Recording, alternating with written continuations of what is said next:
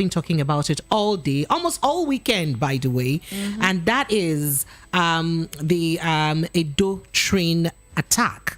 Now, beyond the Edo train attack, you would also recall that last week it was in the news, or the news broke last week Thursday, when the military did inform us that they were to release 613 repentant. Thank you for understanding the emphasis. Yes. So they were to release 613 repentant Boko Haram back to the society, and some of those states have been worried, and there's been complaint, by some talk by some supposed military people that these people are going to release them back after what they've done to our families and all of that, or after what they've done to us, especially those who are still nursing the wounds that was caused by these guys. So we're looking at that conversation this evening. I mean, which way to go, really? We on the one hand, we have the increasing attack by both ISWAP, by both Boko Haram, by now bandits, right, whom we still fail to address as terrorists, because for all I care, they're all on the same group. We have this consistent attack by these fellows, and then on the other hand, we're letting some people go in the name of what?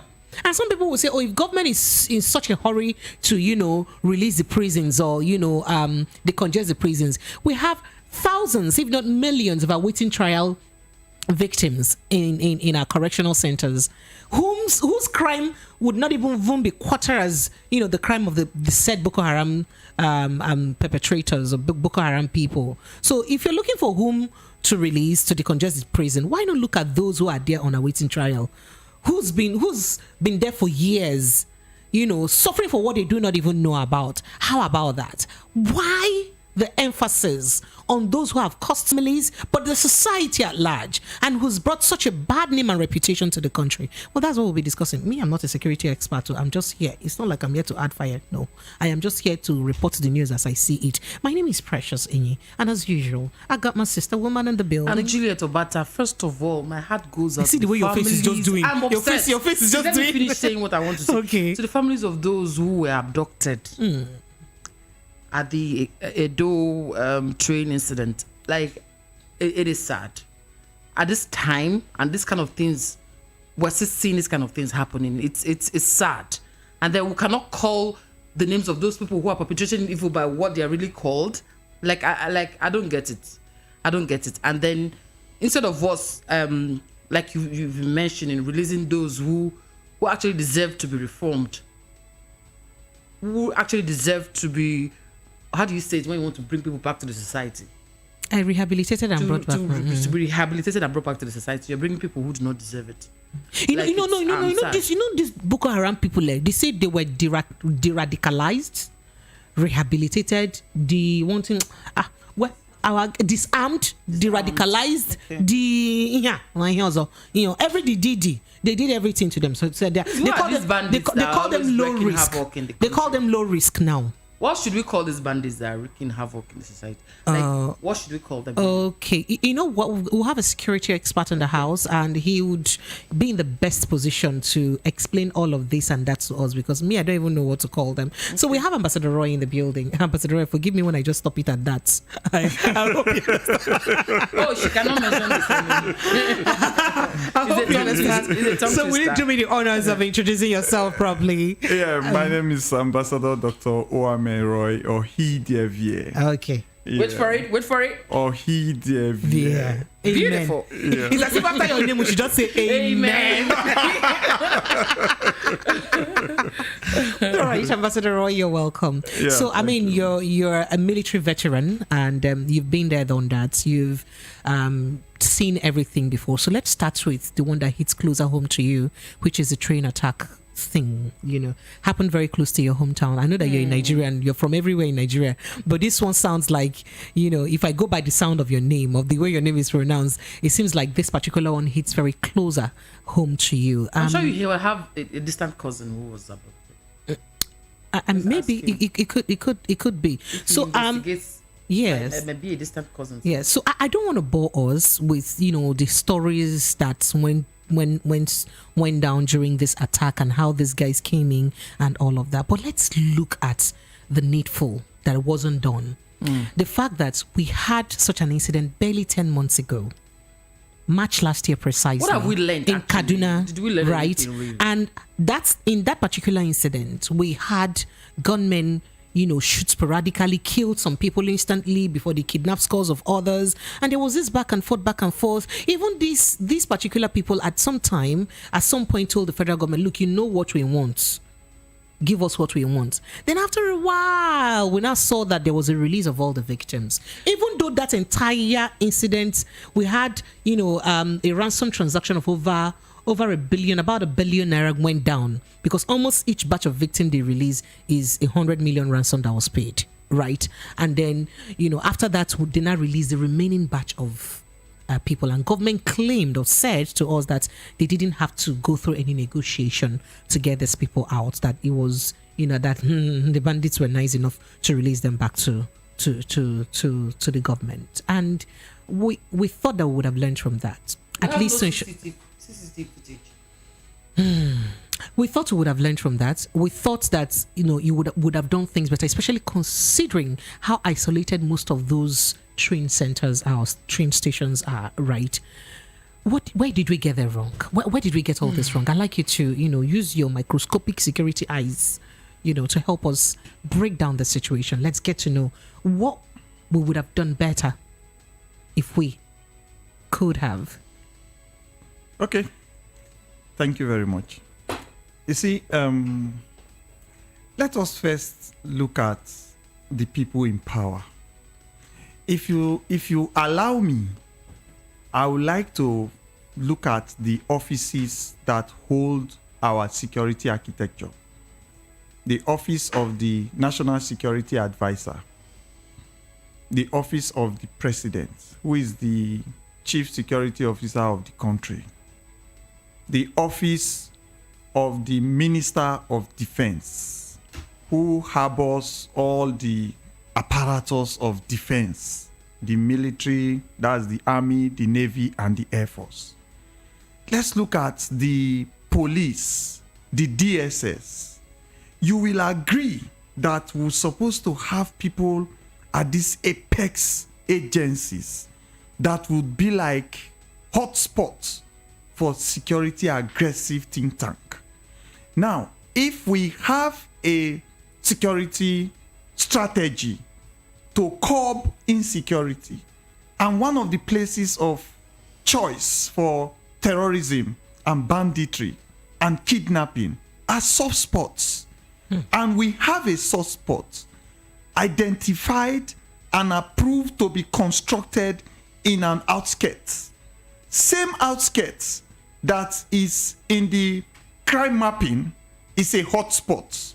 That place have been known for several robbery operations. Yes, that particular train. Yes, station. that area. Yes. That area in Edo State. Yes. So many banks have been robbed. So many things are happening there, and there are so much unpoliced areas.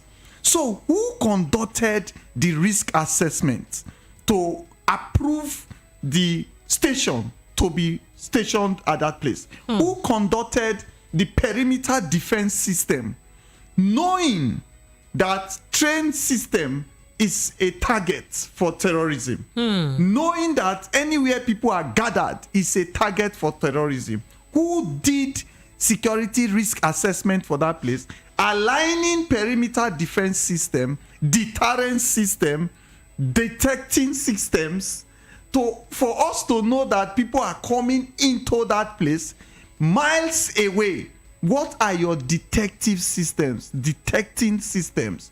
Then what is your immediate soft response? How many police officers or military officers do you have stationed in that place? In your guise of thinking, did you also provided a place like a mini police station in that kind of environment? Supposing we caught a thief, will there not be a police station to take the thief to? So in that kind of outskirts where you expect throngs of people, how many police officers do you have there, like stationed there to respond as immediate response and to call for backup if it is getting beyond them. Because in all the reports I'm hearing, I've not heard that there was exchange of gunfire. I've not heard that. Now, looking at that level, how many drones did you deploy with all these our security budgets? Please, that we have Ambassador, hearing? you're even going too far. We don't have simple CCTV. Because most of the banks that have been robbed, you know, it is the CCTV footages that Yes. they use to track those people. Yeah. So we have not even seen any footage from any of the places. Then let's come down to the agencies themselves. The people that have been kidnapped, we have pregnant women there. These are people that voted for government. We have those that are sick, that may need their medication. You see, when you travel out of Nigeria and you hear the government talking about human life, you'll be shocked. You'll be thinking, is it not just one person? How many died today at Ojota? You know, people die every day in Nigeria, and the children are growing up to be violent. So, for my take, I think that there is no consequences for office holders that violate safety rules and procedures. At the Kaduna train attack, the Minister of Transport was saying it on TV that this design for security have not been implemented, but they rolled out the trains. So what is the design for security for this Warri and Edo train line that has not also been implemented? And now you are saying we want to enhance security in the environment. So, you know, considering what you said, I'd like to take it up from there. The Igwebe station we hear that there's been lots of pockets of violence, you know, in that area. Even within the station itself, there's been, you know, pockets of robberies and all of that. So, why did we not think towards doing something to enhance the security in that place? At least something as little as CCTV. Because it's so embarrassing. It is. That we don't have even a CCTV. So we don't have anything to look back to go back to maybe run a forensic check as to what happened. I don't know. There's a challenge with our security system. The people that we put in the helms of affair, they have worn out from aggressive thought lines. Look, when we have people of commensurate challenges to be looking at the vulnerabilities, they will be personally challenged first to protect themselves. How many times? The time that there was Benue State attack, the president ordered the then Inspector General of Police to report to the front line. He refused. He refused. After this, our tenure of the past Chief of Army Staff, Chief of Air Staff, and all of that, they were made ministers. Ambassadors. Ambassadors. After soldiers have declared that there was malpractices in procurement, there are malpractices in their welfareism, there are malpractices in attending to intelligence. That is why you were seeing all those ambush. No intricate investigation and accountability. Because there's an intelligence issue there. Yeah. So who was leaking those information? Why would they be ambushed? Why is it that anytime we get good sophisticated weapon and next thing you hear that military have been ambushed by so and so was taking? Like we're procuring ammunition for terrorists. Because I don't know if you ever heard any time where, when we hear that, terrorists attacked military and so weapon was. Oh, really? So, okay, as someone who's been there in the system, what's supposed to be the right, chain of intelligence? Okay. As it were?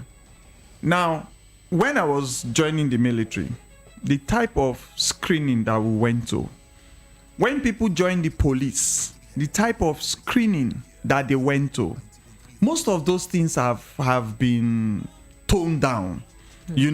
Ambassador, can you please help me hold your thought? I'm due for a break. Let's quickly take this break. We have to pay the bills. We'll be right back. Please, Lagos, stay with us. This is 90.3 Voice of the People FM. We are looking at the Edo train attack, and we are marrying this with the release. The federal government has said they will release 613 repentant Boko Haram suspects back to the society. Amidst all of this wahala, is it even worth it? We'll talk about it after this break, and we'll open the phone lines for your calls. Stay with us.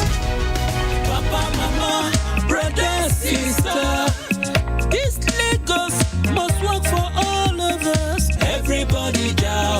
Oh yes, Lagos people, papa, mama, sister, brother, auntie, plus including uncle them. Better don't land for Lagos State gidigba. Money will be for Lagos State, then go use them for Lagos State.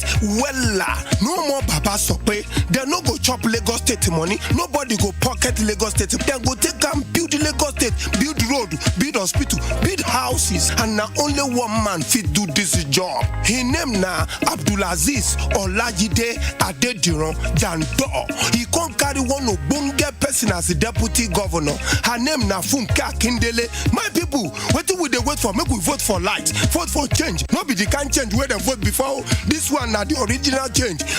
How Amumu don do? Pay they pay. Everybody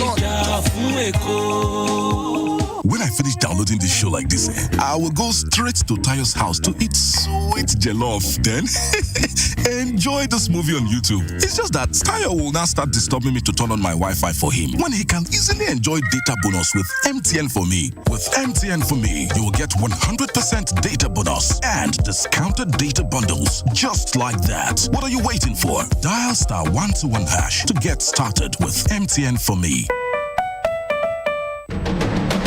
Pizza.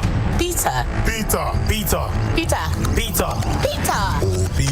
Oh yes, yes, he's here to change the narrative. Here to make things work in Nigeria and for Nigerians. On Peter, we shall build this nation. Arise, fellow Nigerians, and let's wake up the sleeping giant. Vote Peter Obi, a man with great vision and an enthusiast of the real change. The only man we can trust with the nation's finance. Oh yes, for good governance. Let's join hands together and vote Labour Party. Vote Peter Obi for president. Supported by Chief Dr. Paul Ezenwa Akudo, CEO, Wugas Intercontinental Limited. When I finish downloading this show like this, I will go straight to Tayo's house to eat sweet jollof. Then enjoy this movie on YouTube. It's just that Tayo will now start disturbing me to turn on my Wi-Fi for him when he can easily enjoy data bonus with MTN for me. With MTN for me, you will get 100% data bonus and discounted data bundles just like that. What are you waiting for? Dial *121# to get started with MTN for me. Looking for a place to relax and find comfort, the right place to be is the Golden Tulip Essential Hotel. At the Golden Tulip Essential Hotel, we offer excellent services to our clients and customers. We serve high quality wines at our restaurant and bar, while our continental dish is second to none. At the Golden Tulip Essential Hotel, located on 42 Muritala Mohammed International Airport Road, our rooms are in conformity with international standard and best practices. We accord priority to security for all our guests. Breakfast is free. That's how I do. Yay! And we have standard facilities for your seminar and training. For bookings and reservations, please call 0815-7003-333. Ice on my neck, ice on my wrist, you know. That's how I do. When I finish downloading this show like this, I will go straight to Tayo's house to eat sweet jollof. Then enjoy this movie on YouTube. It's just that Tayo will now start disturbing me to turn on my Wi-Fi for him when he can easily enjoy data bonus with MTN for me. With MTN for me, you will get 100% data bonus and discounted data bundles just like that. What are you waiting for? Dial *121# to get started with MTN for me.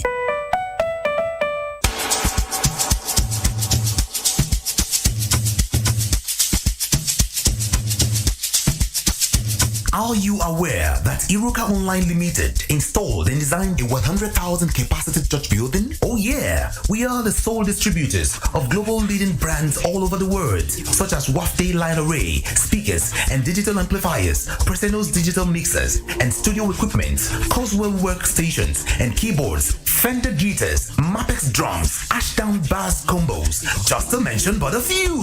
We offer flexible payment plan handled by our financial department with 24/7 customer care support system. You can visit our website on www.iruka.com to avoid buying fake products. You can also visit our showroom at number 36 Lagos International Airport Road beside Golden Tulip Hotel.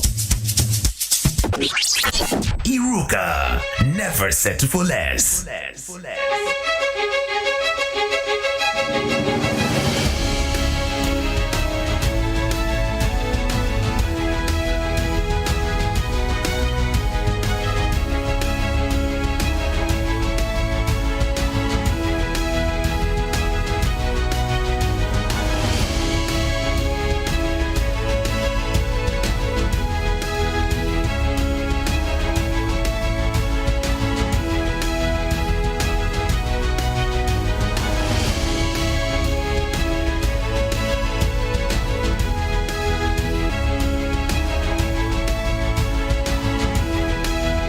All right, you are welcome back. 90.3 Voice of the People FM. Before we went on break, we were speaking with Ambassador Roy. As a matter of fact, he was actually, talking before I had to quickly cut him off. Just to let you know that the conversation is about the train attack in Edo State. And the federal government's plan, that is if they've not even effected it yet, the federal government's plan to release 613 repentant Boko Haram, de-radicalized, this grammar will not twist my tongue, de-radicalized, disarmed, and harmful Boko Haram members back to the society. So that's what we're talking about. So Ambassador Roy, sincere apologies, I caught you out there when you were talking. Yeah, I was trying to talk about the structure of the military. Okay. There's a tradition in the military, and in the police too. They have their tradition. There was a police officer that was on my street when I was growing up. The man will not allow his children to buy anything that is beyond his salary. And in the military in those days, they give them food. They have this thing they call mess pan. It was in my time that we started to buy drugs for ourselves. Those were the times that I knew that we are destroying our security system. Let's go back to the synergy that is expected. If you have policemen in that place, the moment the policemen are stationed in that place, the DSS and the police intelligence unit are supposed to penetrate the whole of those communities. You're supposed to know where the hunters are, the fishermen are, the palm wine tappers are. You're supposed to know the access control points where people will enter into the community and access the facility. And people that you have entrusted, especially like from the retired community to the police, the retired military, they will give you a phone call that there is a drop zone coming up to your side, and you will quickly begin to take action. Then what are the cascading points? If it's beyond those police officers, they call the mobile police. If it's beyond the mobile police, they alert the military immediately. And the military, we know that there are times you call the Air Force. If it's water, you call the Navy. So all of those architecture exist. So if you are deploying a railway station that will carry Nigerians, that will gather Nigerians. Last time the diesel exhausted in the Ibadan home, it stopped in the bush. And they were videoing themselves that they are in the bush, there's no diesel. So we don't concern ourselves with the life of the people. Then let's look at perpetrators. The perpetrators that conduct this, they are already having sympathy. When I say sympathy, you need to visit a de-radicalization center. You need to see their uniform sewn for them. Then you need to now equate it with an IDP camp. The people that the perpetrators displaced. You need to go and see the cases there of rape. You need to see breakouts of maybe measles and all those dirty water. You need to go and see IDP camp. You need to see the perpetrators, the radicalization camp. Then you need to go to the hospital where these perpetrators shot at soldiers. So many of them with bullet wounds, with fragments from explosives. They are in the hospital, neglected. Last time we saw a soldier said he went to his village to go and get treatment. From the front line where you were attacked and you got injuries. So there is no equation. So that sympathy has been one of the things that have grown their ranks. If you catch me, you will de-radicalize me, then you will recycle me back to the society. So if you now recycle me back to my society and I go and employ to join the police or the military, will they not take me? They will. So this thing you just said now. There was a time we had, and we heard from the news last year that some of they've been releasing batch of de-radicalized, repentant Boko Haram members into the society. And there was a time we heard in the news that government was suspecting that some of the ones they released, they noticed that they were still communicating with their former Boko Haram members, and it was a concern. So one would think that now, having noticed that these people, the ones we released though, are not communicating with their people, maybe it should be enough lesson for us not to even release the rest. So why do you think government is still bent on pushing some of them, or even bent on the mission of giving them amnesty? Why do you think government is on a mission of amnesty for people who has caused such havoc in the society in the first place, especially considering the antecedents of a few of them in the past? The issue about amnesty, they brought it on board from the Niger Delta militants. Don't forget. Excuse me, I don't understand. How is it the same thing? Hold on.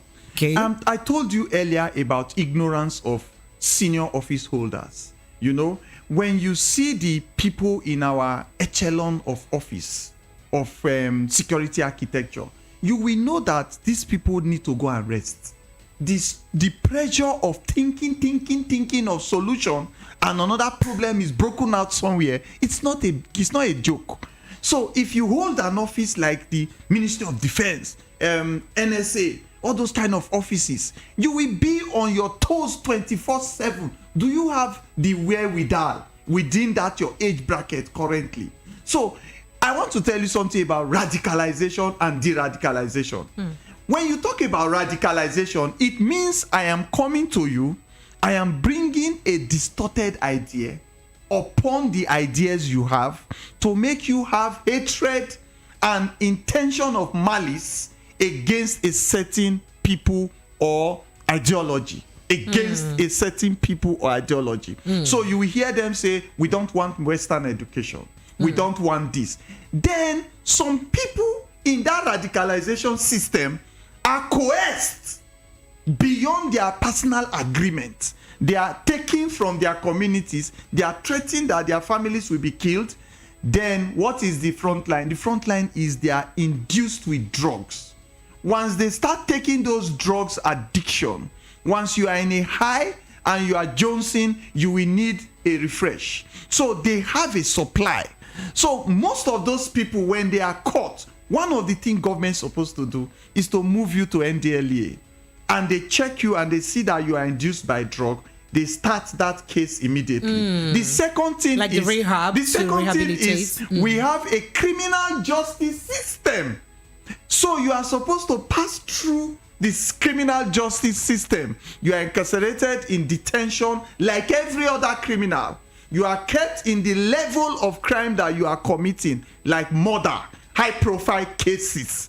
Then you are taken to court. The judiciary interprets the offense that you have committed, which is terrorism, murder, arson, disrupting public peace, possession of lethal weapons. There are so many crimes that can be attached to you, and you pass through and you are facing a sentence. That your sentence that you are facing will now be death sentence, 10 years imprisonment, life imprisonment, depending on your participation. Because some of them are actually forced, some of them have not killed, some of them are riders, some of them are cooks, and all those kind of roles. So when your participation is decided, you are given the consequence nationally approved by our constitution for what you did, and you are taken to serve the consequence. It will reduce the rank and file of those that are in the bush ready for another action. Ambassador Roy, you've never even heard. Let me even ask him a question. Okay. I'm sorry, I'm going to take you back to the Edo crash, Edo attack incident. Okay, this same attack has happened, similar attack has happened months ago. What are those bottlenecks you think that have stopped us from learning from our mistakes and not allowing it happen again? One of the things that is confusing this country that you see is what I call political terrorism. Terrorism is the use of fear to intimidate a perceived opponent. Political terrorism is the use of fear also and intimidation to an opponent instead of intellectual articulation. If in the global setting, if I have an opponent, I use intellectual weapons to undo the opponent. You will see public debate, you will see TV debates, you will see they are looking at my pedigree, what I've done before in primary school, in secondary school. There's a young man now in the US that is given a mayor's role, that is a young boy, about 18 or something like that is given a government role. They look at your pedigree. In Nigeria, we do political terrorism. We induce by fear. We go and formulate things, then we coerce you, then we kidnap you, we kill you, or whatever violent method. So when we are doing this, we must achieve that by intimidating already set up structures of government. What are the already set up structures? We must be the one to decide who becomes the Minister of Justice, so that we will decide what kind of justice he must display. We must be deciding who is the IG of police. We voted ourselves into power. In the National Assembly and the Senate, we have representatives from every tribe, every religion. But the Constitution has given the executive the power to do all of this and make all of these appointments already now. So what do we do? Power is being used by prerogative. If he doesn't want to use it, he doesn't use it. But they always use it. They always use it. So when they don't use it, what happened to Trump and the judiciary in the US? The judiciary stood against Trump. He could not build the wall. What has our judiciary been able to do? Our head of judiciary went outside the country, came back, and told us that he has the names of all the sponsors of terrorism, both individuals as released by another country. Yes. Both individuals and institutions. That was like 2-3 years ago, if I'm not mistaken. 2 years ago. No culpability, no consequence to these persons. No exposure. We don't even have the list running now. So if the agencies that are supposed to put together a structure that will help us, executive, legislation, judiciary is there, police, army, DSS, NDLEA, immigration, to check all these people that are not Nigerians is there, but they are constrained within the political wielding powers of those that take decisions even on their welfare, decisions on their promotion, decisions on their posting. Then you begin to see that they are fully constrained. It's when most of the agency people come out that they can speak, especially those that are in office. All right, so Ambassador, if I have to go back to what Juliet asked you, she had said that going back to the train attack, going back to that train attack incident, the Minister of Information had assured us after the Kaduna rail attack incident that there was a break on train services for a while, and then he now assured us after a while that the security surveillance in all our train stations are now okay, that every security apparatus is in place, that train services are safe and secure right now. And then this incident, and understanding that we still do not have even a very simple and the most, I'm sure everyone does have CCTV in their houses these, even the most minute security apparatus, basic like CCTV, we don't even have in that train station, which is also in an isolated area. So what do we make of, I don't want to say government promises, but what do we make by such promises? How does that help our level of confidence? Election is in the corner. Exactly. Considering that, you had beat your hand on the chest to tell us that, everything is okay now. There's enough security, and then boom, we see this, and then we see that there was not even CCTV and all of that. How does that help our confidence? You will see more. You see more because there's a lot of distraction. Let me take your mind a little back to when the Kaduna train incident happened, and people started getting forms, 100 million. To come out for election. The minister that should be hiding against shame for that issue was also coming out for election. So you will see that people are distracted, so people are perceived to be culpable, so they are looking for another office to create immunity to hide them from judicial processes. So the EFCC have come out to say, we have names of governors that we want to probe. Must you say that? So these distractions are the things that are affecting our agencies not to be able to work. Politics has eaten deep until we begin to bring back professionalism, until we begin to bring back the tradition of this military and the policing system. Before you begin to see results. A community resilience system means that the community will resist any alien, any kind of illegality, any kind of criminality, and report it to an agency that they have parley and collaboration with to intervene anytime they see something. So how come people came out from the bush, walked through people, Almost the same style as to Same Kaduna. thing. Yes. Almost the same style. went to where innocent Nigerians. These are people I set my life for. When I went to join the military, I knew I was going to die, if I can die, if I should die, to help Nigerians live peacefully. Now, Do we still have soldiers people without walked goodness? to where they were standing, paying their money on a facility that they use taxpayers' money to be paying a loan on top of it. We are already paying loans for all those Kaduna owned that was shut down for those why the loans are running. Now our economy is in crisis. Now our lives are in crisis too.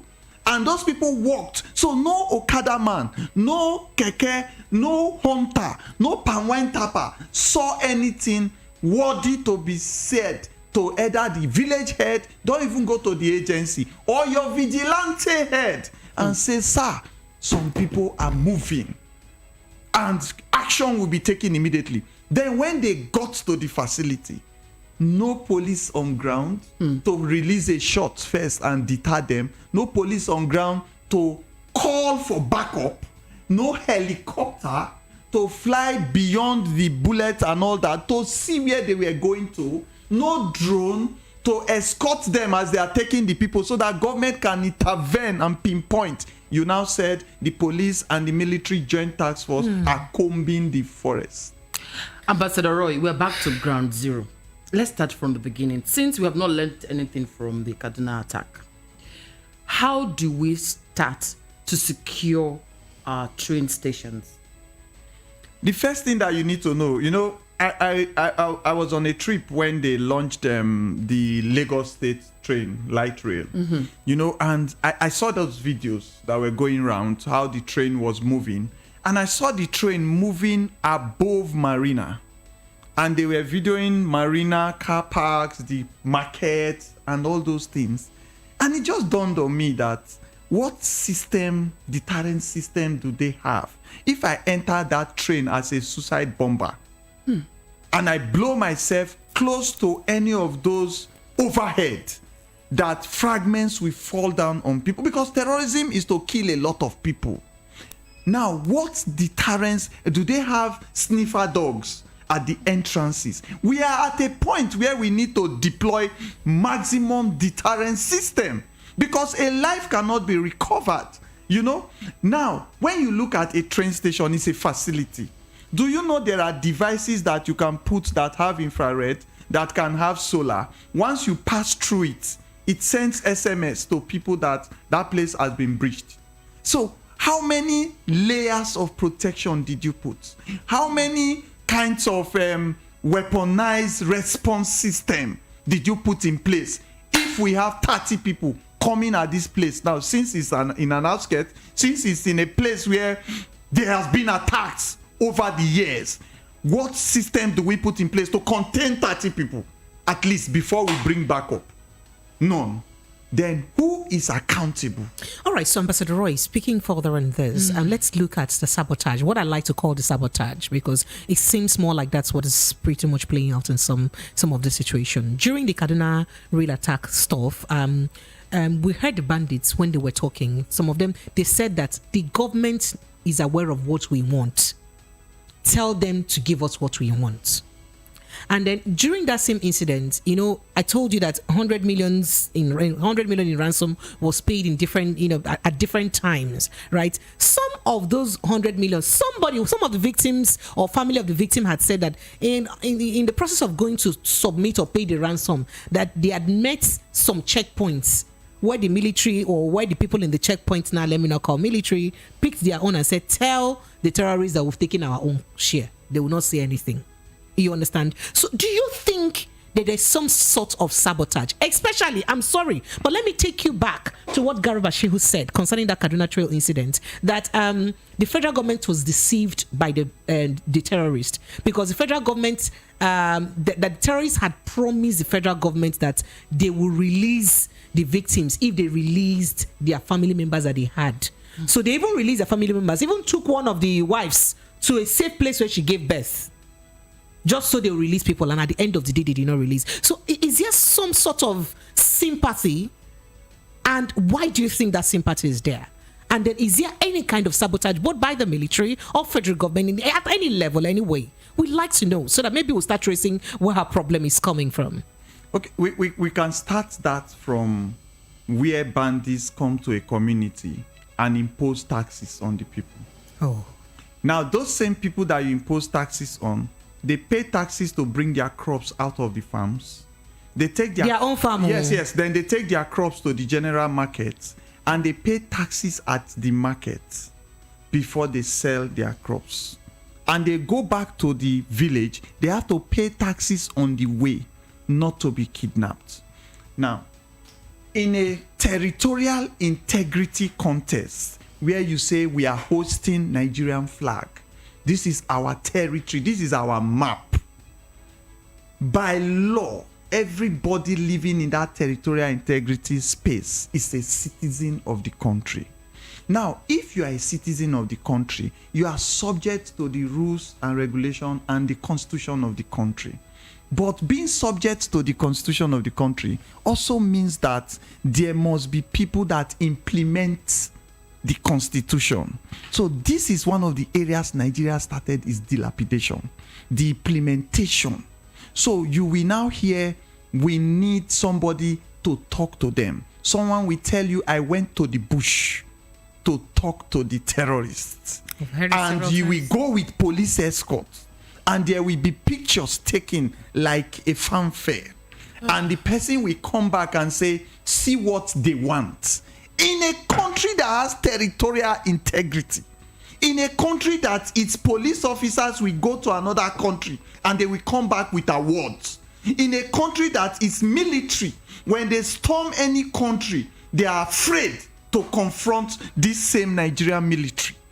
In Nigeria here, people negotiate on behalf of criminals. Are we supposed to be negotiating with terrorists? Your judicial system is supposed to tell the government this is wrong. This person is a criminal. But has the judicial system helped? Because as of today, it was just today I heard in the news that it's in March that the trial of Boko Haram suspects will begin. In March! I don't know if maybe it's just me. Juliet, you, Ambassador Roy, have you heard of any successful trial of any Boko Haram suspect? Any successful trial? Let me tell you. Anyone that has been executed and said, oh, this is, judgment has been passed. The judgment that you are expecting in March, the prosecution process that you are expecting in March, the head of the judiciary is eyeing to be a governor. Once you have an interest, are you getting me? Once you have an interest, you can be compromised. Once you have an interest, you can and you could be compromised. So it's very delicate. Nigeria needs a rescue right now, and the rescue must come from our institutions adhering to professionalism.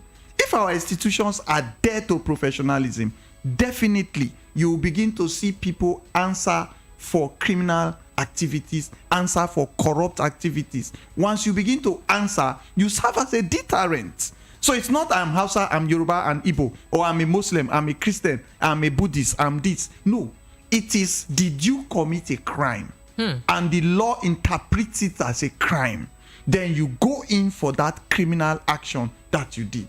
All right, Lagos. Ambassador Roy has, shattered so many tables. Maybe he's still in the process of breaking tables. We'll take a few WhatsApp messages. We'll take YouTube messages, and then we take a break and then come back to join Ambassador Roy for more thoughts. So let's let you know that the phone lines are officially open now. You can call us up 0700 903 9039 if you want. If you're watching from YouTube and you're watching from the diaspora and you'd like to be part of this conversation, call us on WhatsApp on 0700 903 9039. 0700 903 9039. That's a WhatsApp line, by the way. So if you're calling through, watching or listening through, terrestrial radio, and you want to be part of this conversation, you can call us on 0700 903 903 903. That is 0700 903 903 903. Let's see if we could quickly take a few calls and then but before then, let me take this message. This message from Vine Maxwell says, okay, let's see if we can take this call. Then we jump to that message from Vine Maxwell. I hope that we're correct. Hello, good evening to you. Good evening, ma'am. This is Maxwell. I'm calling from Accra, Ghana. All right. Hi, Maxwell. You're welcome. Go ahead, please. Thank you so much. And I want to use this opportunity to say good evening to my comrade. You know, he had just said it all. We fought. I was a member of the, Nigerian contingent that went to Liberia. Wow. I spent 3 years, 8 months in Liberia. No pass, no leave. Comrade, as we normally say it in the army, no pass, no leave. I spent 1 year, 2 months in Yugoslavia. That's what we called UNPROFORA. Wow. That is the United Nations Peace Protecting Force in Yugoslavia. I was there as well. Bamei, Isha Bamei, Musa Bamei was our contingent commander there. I was also in Sierra Leone. You know, we were in these places. We kept peace in a terrain that we are not conversant with. What is going on in Nigeria? It is this is to show Nigerians, those that believe that Nigeria is going to work, that the government themselves is an accomplice to all this terrorist attack that is going on in Nigeria. Comrade, sir, is that not such a serious accusation, strong accusation to make? Because my former boss, Babangida said, Abacha or Babangida said, if armed insurrection lasts for more than 1 week, your leaders are accomplices. You cannot have me as a head of state where my land, my constitutional duty is to protect lives and property, and foreigners, aliens are coming in, which he testified that they are aliens, coming in my own country to destroy, to chase people, ethnic cleansing people, taking over their lands, killing them, intimidating them. It was common in the north. Now it is going straight to the south. Tell me, in the history of the world, where over 30 people will be kidnapped in a train station like Iguaben, in Iguaben local government of Edo State, march in a filing form into the bushes without people seeing them? Tell me, where are the police helicopters? Where are the military drones, like my comrade said there? Don't they have drones? This stupidity from our leaders must come to a time when Nigerians will say enough is enough. We are talking about election, whereas our people are no longer safe in their land, in their ancestral land. Is it a crime to be called a Nigerian in his or her ancestral land? Comrade, please, could you help us wrap up your thought, because we're due for a break, please? Thank you so much, and may God bless my comrades. Thank you so much. Thank you. I'll let your comrade respond after this break. Stay with us, Lagos 90.3 Voice of the People FM. This is your number one radio station at VOP 90.3 FM. When I finish downloading this show like this, I will go straight to Tayo's house to eat sweet jollof. Then enjoy this movie on YouTube. It's just that Tayo will now start disturbing me to turn on my Wi-Fi for him when he can easily enjoy data bonus with MTN for me. With MTN for me, you will get 100% data bonus and discounted data bundles just like that. What are you waiting for? Dial *121# to get started with MTN for me.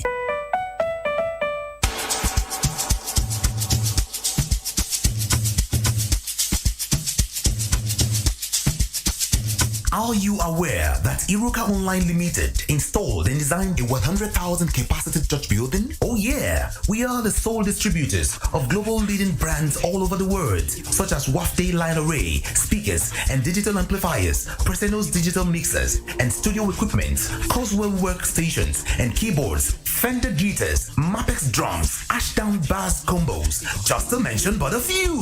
We offer flexible payment plan handled by our financial department with 24/7 customer care support system. You can visit our website on www.iruka.com to avoid buying fake products. You can also visit our showroom at number 36 Lagos International Airport Road beside Golden Tulip Hotel. Iruka, never settle for less. If you're looking for a place to relax and find comfort, the right place to be is the Golden Tulip Essential Hotel.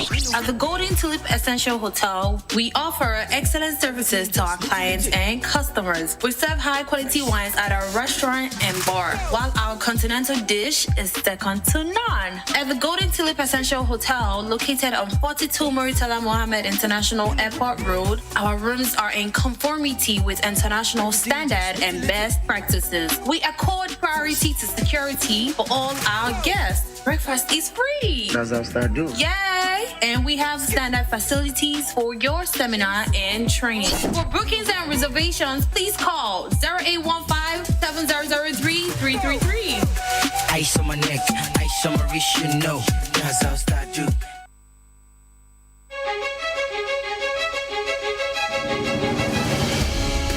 90.3 Voice of the People FM. This is the Evening Rush, and on the hot topic this evening, we are looking at the Edo train attack victim and how to better the security apparatus within our train system in Nigeria. We're also looking at federal government's determination it is right now, because there's no going back, right? So the federal government's determination to return rehabilitated Boko Haram members back into the society. This time around, about 613 of them.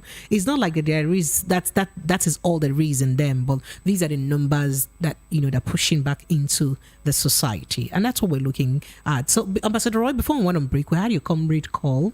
He said he was also a military veteran like you are, and he did mention a lot of things, and he still did insinuate some sort of conspiracy. Would you like to respond or react to that? Well, what he said, he quoted ex-heads of states. And I think if you go online... General Sani Abacha, precisely. If you go online, you will see that quote. Now, if it has been debunked, we need to see the debunk. Now, there are people that have come out to say they have been arrested. Do you know that there are soldiers that have been arrested for compromise? It's on viral videos. If you Google it, you will see it. There are soldiers that have been seen taking weapons to give to terrorists. Absolutely. There are police officers. Do you remember the case of Wadume? Of course. Where the military and the police are fighting over the integrity of a criminal. And people died in that process. So now, you now need to look at communication and synergy. Now, for our agencies to lack this communication and synergy, where every agency wants to quickly go to press and say they are the ones that caught this or caught that, so we must look at improving the synergy of our agencies, because if the threat level is higher than the police, they must be able to communicate it with the nearest military agency and escalate it to their attention, and you must fill your escalation with the appropriate content for them to know what you are facing and how to come and contain it. Now, in all of those channel of communications, there must be quick action system, because if you are waiting for signals to fly and these guys are already at your doorstep, so the Air Force supposed to hit the sky, because from a distance they could be able to zero in and monitor the movement of these people. It's not easy to attack them because you may have collateral damage. To avoid and prevent collateral damage, what has been your system on ground, your community infused intelligent gathering system? Some victims will tell you we worked for like 3 days, for like 4 days. So if that was, how many villagers do you know that you will tell, if I walk from here for 4 days, where will I be? They will tell you, you will be shocked, because they go into those bushes, they do a lot there, and they know that this is the place that those guys will hide out. So where was the dilapidation of trust between the government agencies and the people? All right, Lagos phone lines are open 0700 903 903 903. Let's begin to take your thoughts and reactions. I bet Juliet and I cannot ask all the questions that there is to we ask. can't, we So can't. let's have you help us out. Hello, good evening to you. Good evening, ma'am. My name is AB. All right, good evening, AB. You're welcome. Where are you calling from, please? I'm calling from Lagos, within Lagos, yeah. All right, then. Go ahead. Let's hear your thoughts. Okay. If I'm right, guys are talking about the Boko Haram and the... Yeah, the government's plan to send back a repentant Boko Haram to the community, and also marrying it with the train attack issue, and all the crime, insecurity issues that the country is bedeviled with. The Boko Haram and this issue of kidnap, herdsmen, and all the rest won't go this soon. Why? Now I'll give you 3 reasons. Okay. Three places that I have facts that I can talk about. Okay. Now there was an incident that happened in a village somewhere between a place called Oro and Dorobo. This is in Delta. Okay. This is in Delta. This happened some years ago. Okay. Now the DPO of Fugeli police station, who was in charge of that area, Okay.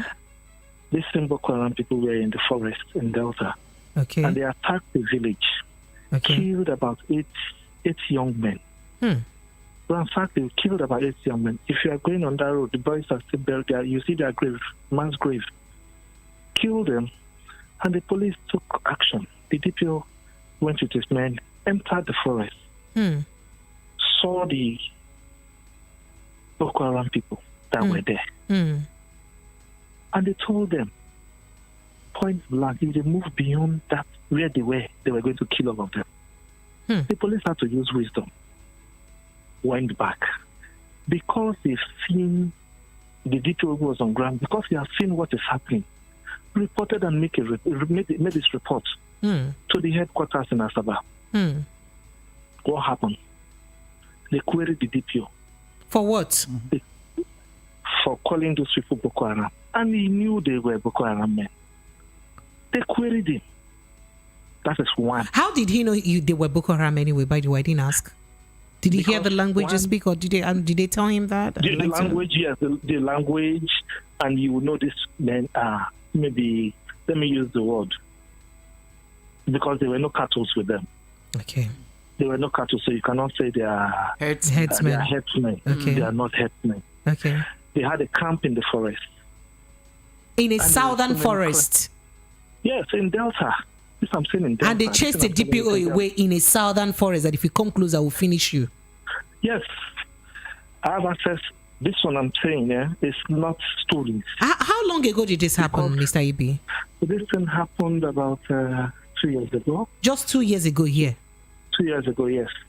Then there's another place in sorry. This particular gist is interesting. Sorry that my gossip ears are up. So when they queried the DPO, what happened? The DPO did not defend himself, did not state that I did the right thing by mobilizing to the.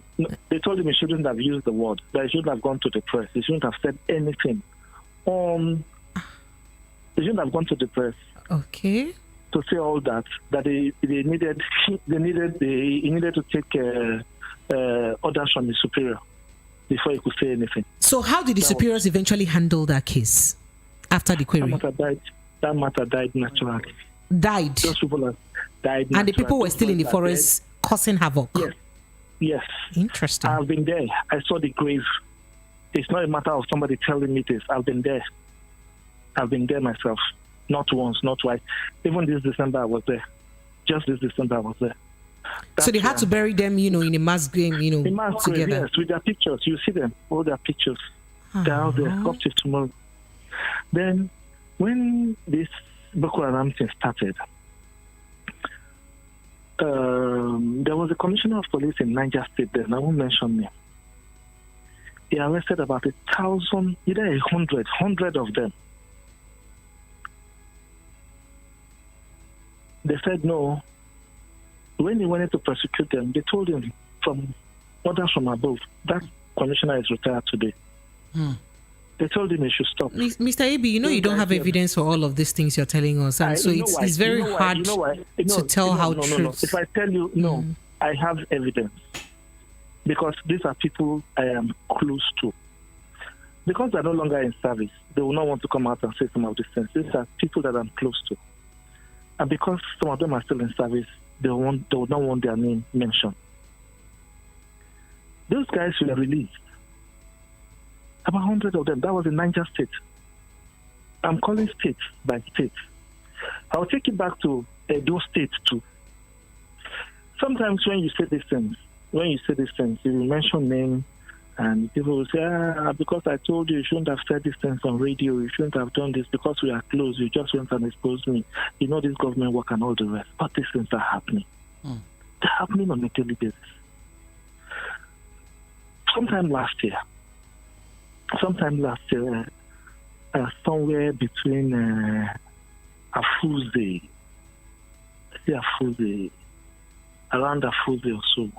Where is Afuze? In Edo State? Afuze in Edo State. Okay. Yes. Now, we had this set of Boko Haram guys that were they were not Boko Haram. These ones were headsmen. They were in the forest. They had cattle, so real? They had cattle. Some of them had cattle. One group had cattle. The other group did not. There was no cattle. So they attacked the farm, killed a woman. And the villagers said, okay, this is enough. They could not even go to the farm. They could not even go to farms anymore. So they decided to investigate the matter. It was somebody in the village that was even liaising with some of these people. Now, when they accosted the man that was, exposing them in the village, the man took them and said, no. One of them said, it is not this group. This group are peace-loving people. If they destroy your farm, they will pay.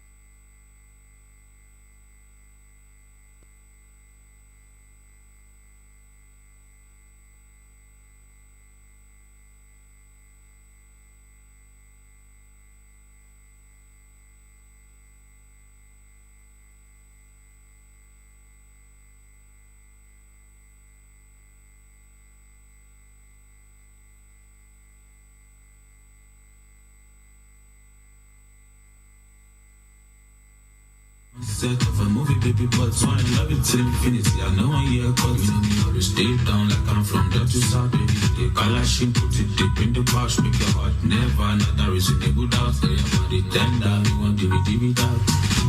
Julie, me not know why you give love to me. Need not be Romeo, but you show me love. Make me cling on too deep. Baby, I do my phone whipping, telling you what the secrets I've been keeping. Love every time, baby, sliding on the 90.3 FM.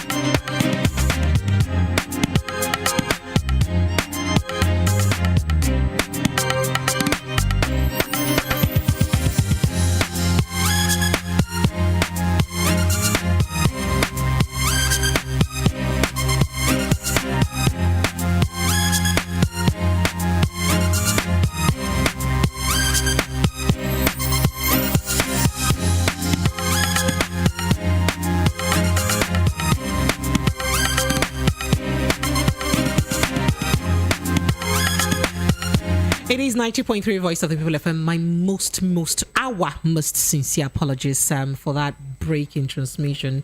It was occasioned by some power issue in the studio. Please do bear with us. Forgive us. You'll recall that before that, that's interruption, we were speaking with a caller who did call us, I think Mr. AB, if I remember his name, and he was just telling us about why he thinks that this kind of thing may not stop happening in Nigeria. By the way, if you're just tuning in, this is Voice of the People 90.3 FM, and on the hot topic on the evening rush today, we're looking at the Edo train attack incident. And amidst all of this, the federal government is insisting on releasing about 613 repentant Boko Haram members back into the society. And we're x-raying the entire situation, the security situation across all our rail stations, especially as the railway corporation is set, in fact, has said that they shut down every train rail activity right now on that route, right? And then, what are we going to do concerning the security of our rail situations? And then we're also looking at how repentant are these guys that we're actually incorporating back into the society? Are they truly repentant?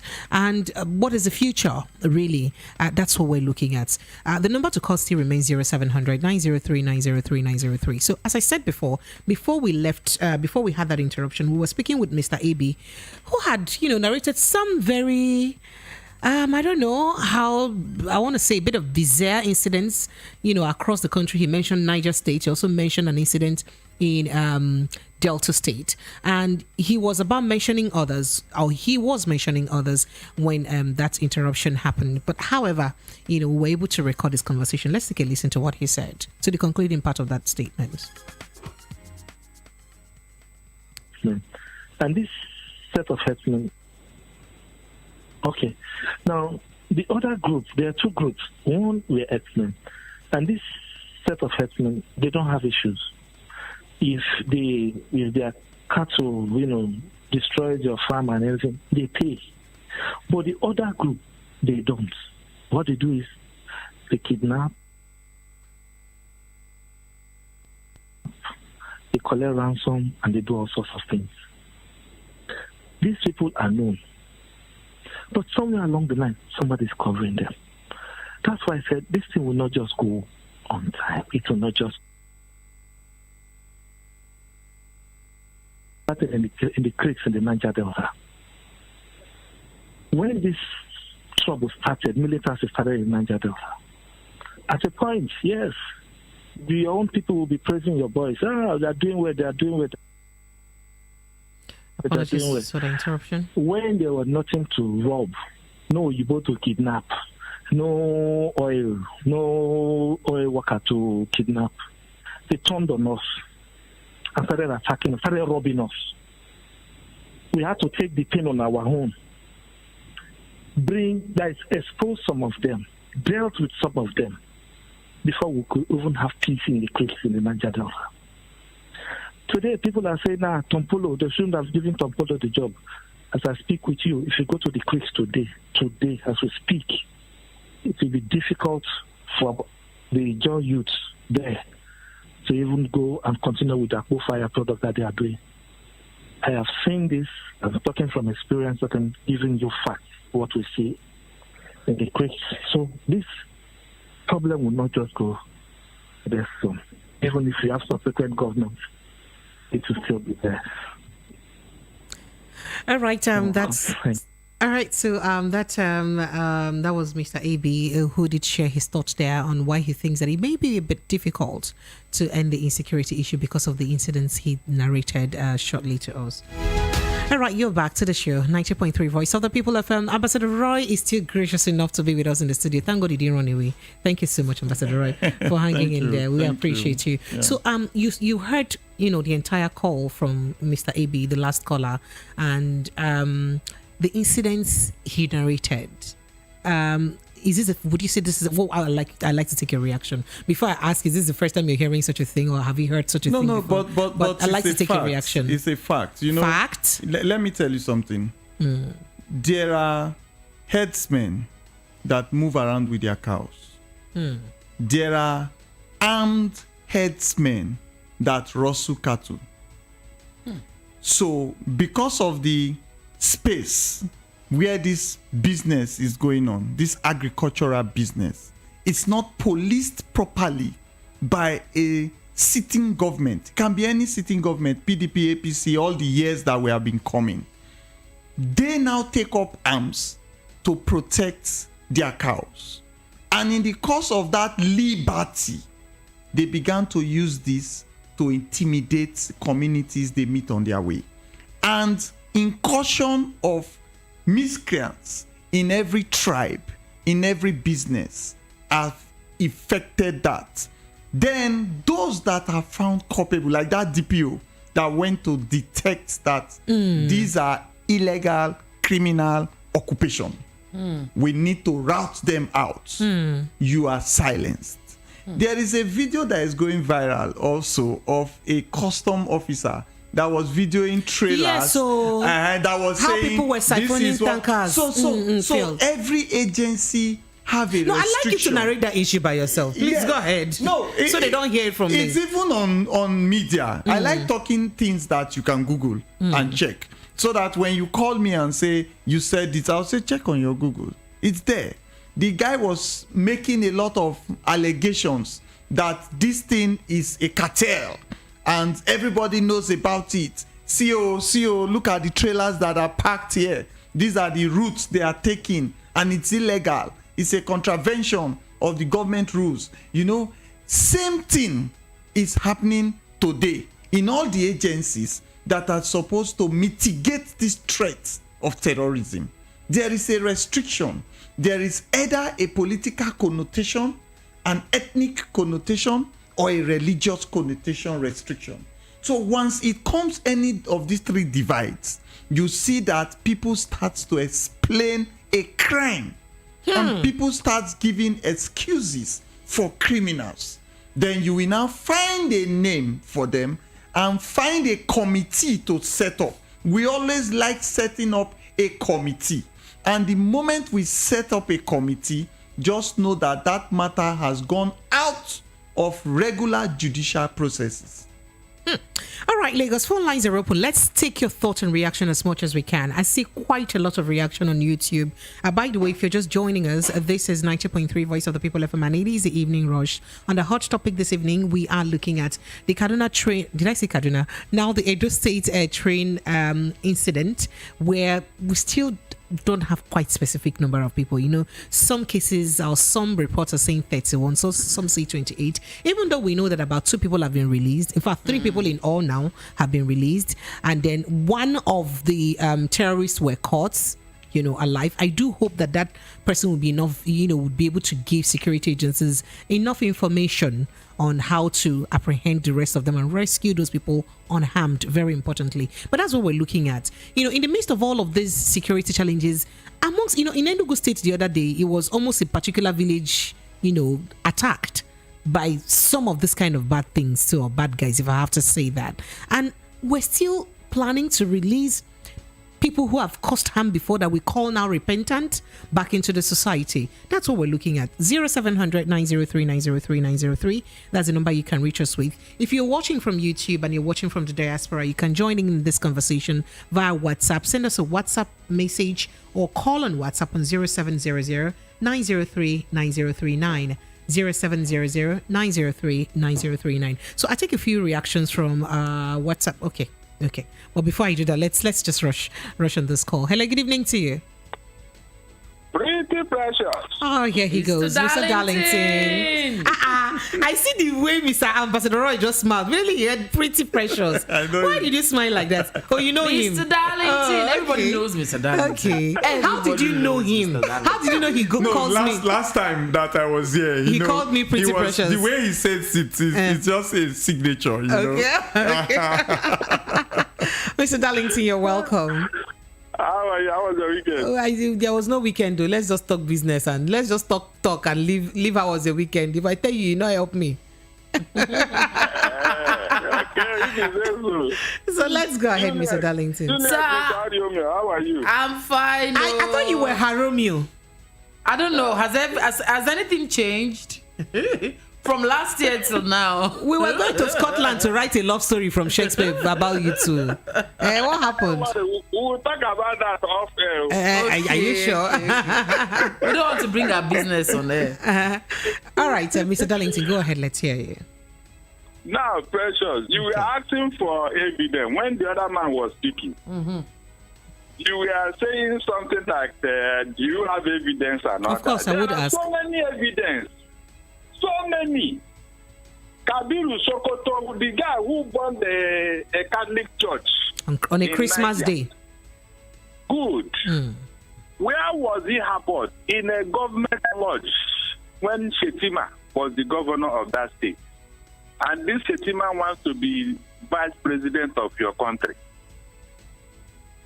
Precious, the day the dirty girls were adopted, there was a curfew in that area. On that particular day, the DSS, the military, the police, they cleared the road. These people came in with 15 Hilux trucks to park these girls. And while they were on their way with their flag, Precious, Amnesty International was phoning the military, alerting them on what was going on. Nobody answered them. Until they came easy and went easy, like a Harley Chase title.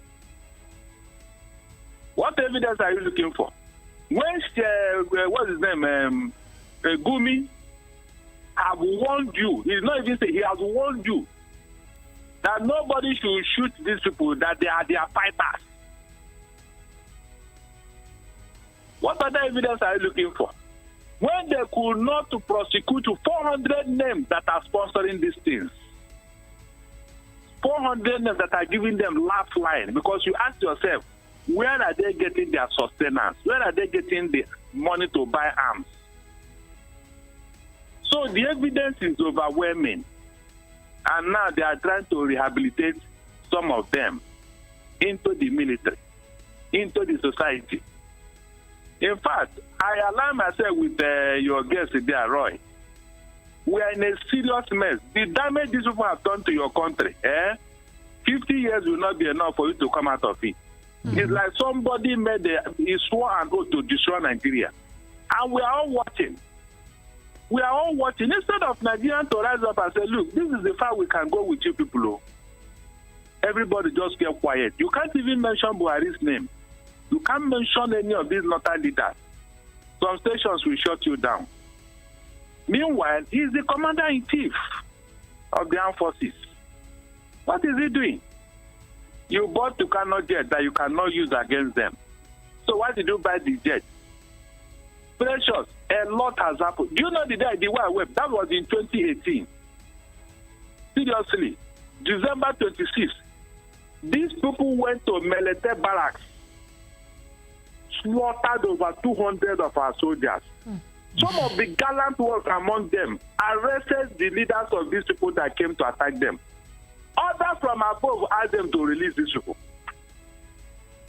I wept that day. 200 of them. The man was raising hell on the phone. He was talking to a radio station. What they went through that night. And you are telling me that something is not wrong somewhere. Precious. The Kaduna train attack. Did you hear the condition the terrorists gave your president? Were you not aware? Hello? I can hear you, Mr. Darlington. The condition they gave you, that they want the sovereignty and the land called Nigeria. And that they want their commanders to be released. And if you don't release them, they will come and release those people. Didn't they come to Guje prison and release them? They strolled across in front of Asorok, go and do their business, and then stroll back again. Did anybody apprehend them? Why are you calling it strolling? Thank you, Mr. Darlington. They were not strolling, Abi. They were not strolling. Did they come with fighter jets? Did they come with fighter jets? They even killed your brigade of guards and even threatened to kidnap 2 people, prominent people in this government. Look, Precious, there are things you don't even need to talk about, though. Seriously. I'm telling you, I never knew you would do this bad. I never knew that this is... When we are saying this thing, that something is in the offing, they should not make this mistake. Look at it. Do you think this thing will go away very soon? No, do you think this thing will go away with what you are hearing now? Kumi is telling you that nobody should touch these people, that they are their fighters. You can imagine. And the government is watching him. They were listening to him. Europa used our taxpayers' money to go and pay terrorists from killing Nigerians. Thank you, Mr. Darlington. Let's let you go. I never knew that Ifemi could get this bad. I never knew, seriously. I never knew. Thank you. Mention any country where this type of thing can happen. Just tell me, give me one single country. Thank you very much. You're telling me we have a country. When we say we want to go, they will not let us go. Thank you, Mr. Darlington. Let's quickly, Ambassador Roy, he raised a very, very important point, but maybe I just have to rush on this call. We'll get back to look at that. Hello, good evening to you. Hello, good evening, Precious. Yes, please, good evening. What's your name? Where are you calling from, sir?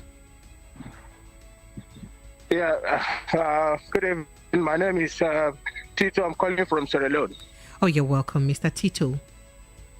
Thank you very much, my sister Precious. I appreciate you for the good job that you are doing. I appreciate you too. Precious, I just want to say something here.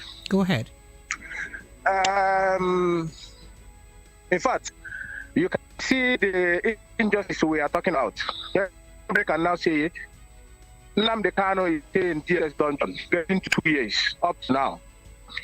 But the terrorists in the north are roaming around now, killing ransom, destroying homes, killing mother, innocent. Did anybody go for them? Did anybody go for them? Did the army, DSS go for them? The answer is no. But immediately, ESM, IPOB member, they were being gunned down in the cold blood. Immediately, the DSS hear that it is ESM that is protecting our land, they will shot to pieces. Immediately, the DSS and army hear that this is IPOB member, they will be shot to pieces. As I'm talking to you, in 36 states, the Igbo youth and the IPOB members are all over detention as I speak to you right now. As I speak to you, they come southeast. Sir, your line is breaking up, so we can have a clear conversation. You people, your line is breaking up. We can have a very clear conversation. Your line is breaking up, so it's not making for a smooth conversation. Maybe you have to check and call us back. Hello? All right, apologies for that. So, Ambassador Roy, the last caller did raise a very, important issues, talked about, reminded us about the Kuje prison break. And one would want to think, what's the criteria for placing,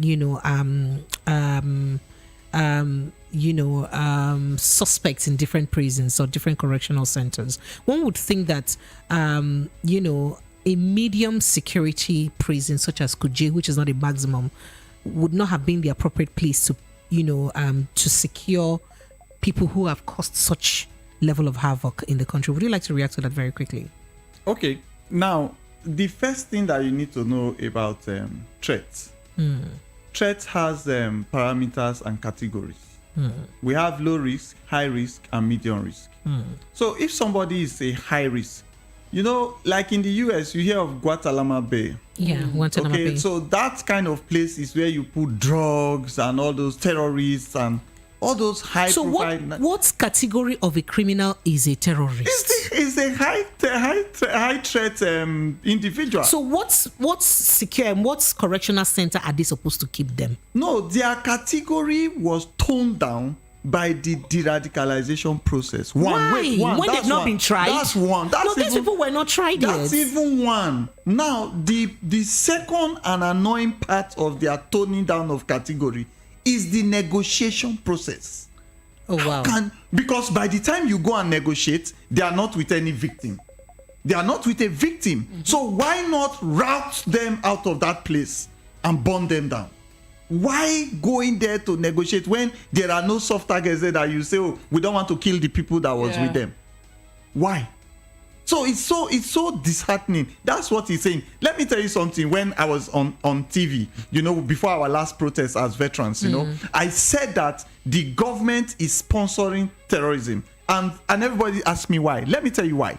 Now, the military personnel that are retired from all categories of ages now, they are being left in penury intentionally, because why will you withhold something that is constitutionally somebody's right, and he's trained to kill? He's a bomb expert, he's a counterterrorism expert. You heard what that guy is saying, and you withhold to pay him his allowances. That's one.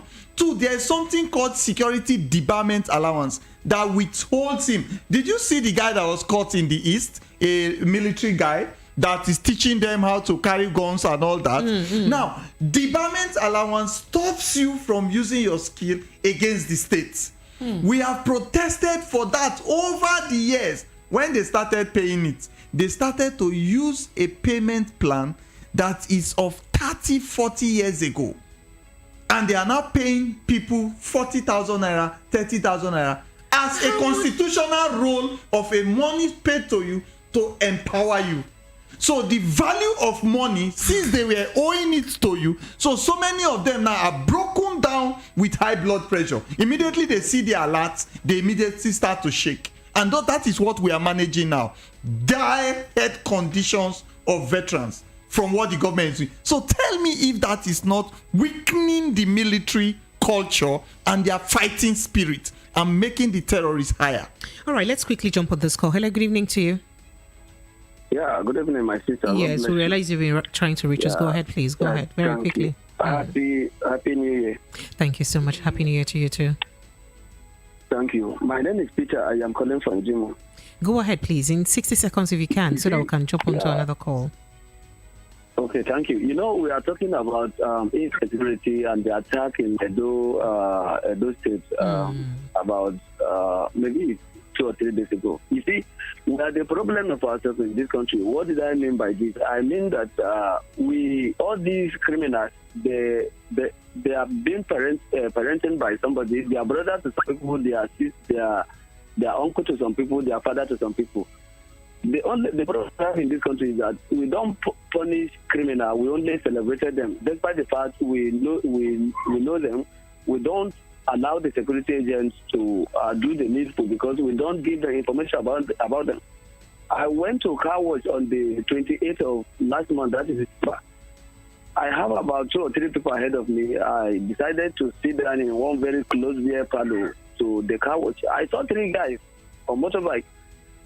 I saw them, both of them parked, they came into the beer parlor where I was. When they wanted to sit down, one of them, his shirt pulled up. I saw a pistol in his waist. I was so confused. I don't know what to do because if I stood up, it may be me that they find to that place. I don't know. So the next thing I did, Because I went to Idimu police station before, they wrote the number of DPO in the front of their office there. I have that number. I text message to them. When they came, they arrested me, including me. They arrested them. They arrested me.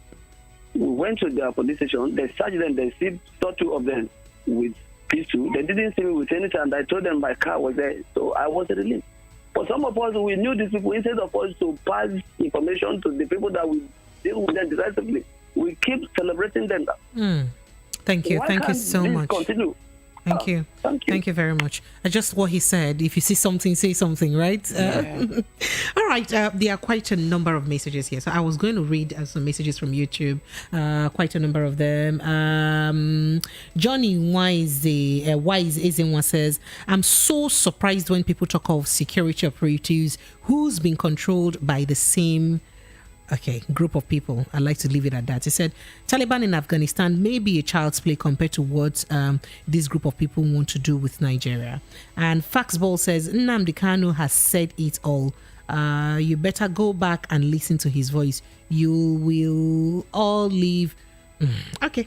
All right then. So we have quite a number of WhatsApp messages. Promise, would you help us run through them very, very quickly because we do not have time? Okay, a girl from Agege says, good evening, VOP. To curb insecurity in Nigeria is a simple task. However, Nigerian government has found it very difficult because most of government agencies have been infiltrated by the insurgents. The infiltrators are accomplished. And he went on to say the genesis of this was when some Niger Delta militants were given amnesty and made millionaires based on political interest. This is not a cause but reality that insurgency in Nigeria is just starting because every geographical region in Nigeria will have its own turn. Basically, the government on its own is fighting insurgency with kids' gloves. Imagine using crude methods in fighting insurgency instead of modern technologies such as drones, standard air fighters, etc., etc. Nigerian leaders, past and present, are not ready for Nigeria. Hey, wait. Ambassador Roy, wait. I think we have another message just before we get to that. All right. I see this person, Sister Precious says, say we should get our PVC. Maybe that's the only way out. Would you like to react to that message very quickly? Well, even in the Ukraine and the Russian war now, Russia is running to buy drones from different people. You know, because the drone is a technology right now that can take you into a space that you can't rightly go because of threats to your life. So if you don't want to use human methods, you can use technology. So the truth is we are not deploying the appropriate countermeasures, you know, and because of the process the vendor need to go through, the procurement need to go through, and our major senior brother, corruption, you know. So that is our quagmire. All right, Lagos 0700 903 903 903. That's the number to call. Let's take your thoughts and reactions. If you're watching off YouTube, please call us on WhatsApp on 0700 903 9039 0700 903 9039. But for normal call is 0700 903 903 903. Hello, good evening. Good evening, Precious. Yes, please. Good evening. What's your name, sir? Where are you calling from? My name is Boko. All right, this discussion this night is most annoying. Like I keep always emphasizing on this our platform that my bitterness to the so-called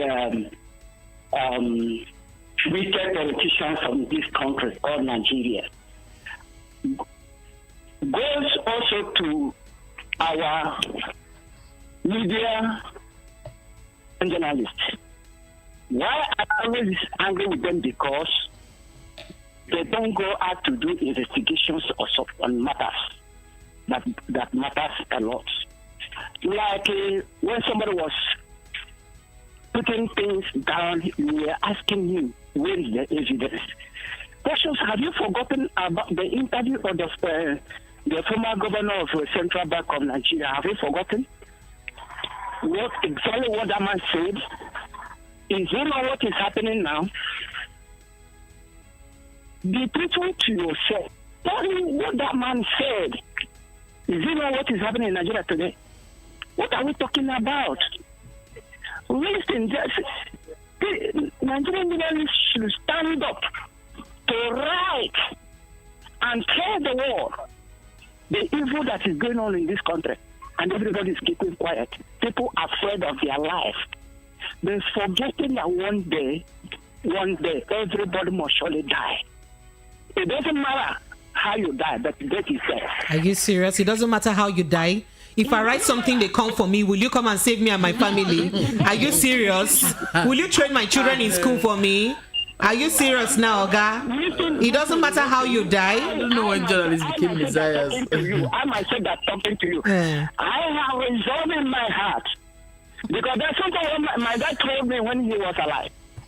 Okay, so you know what, Oga? I have to probably lecture you a bit about journalism. Now, I think it's time people actually understood that there are different aspects of journalism. That Mr. A is an investigative journalism does not make his job more important than me that I'm in the studio broadcasting to you.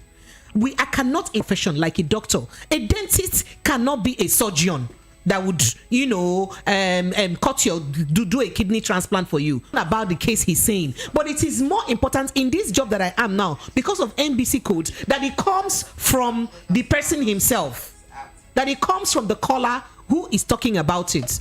You have to prove to me that you have an evidence to back what you are saying.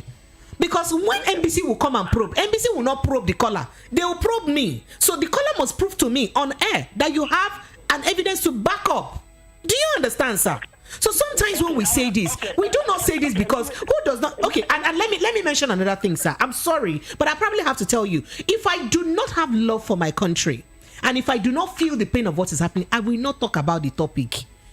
So the fact that I discuss the topic alone is enough to tell you that I am compassionate enough.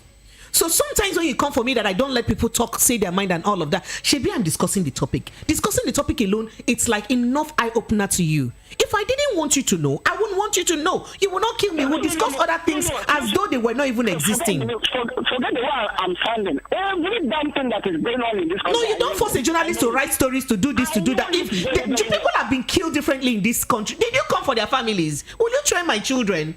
You're forcing me to do a job that is not in my direct area of jurisdiction. If anything happens to me tomorrow because of the job you're asking me to do, will you take care of the kids I have?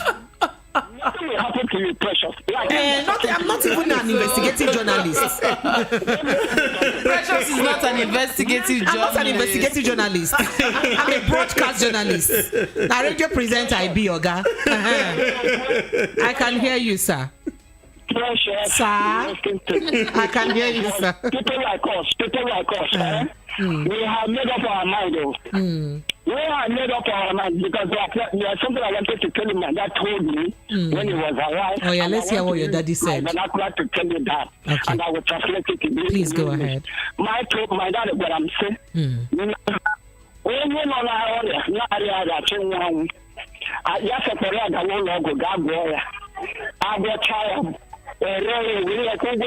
hospital.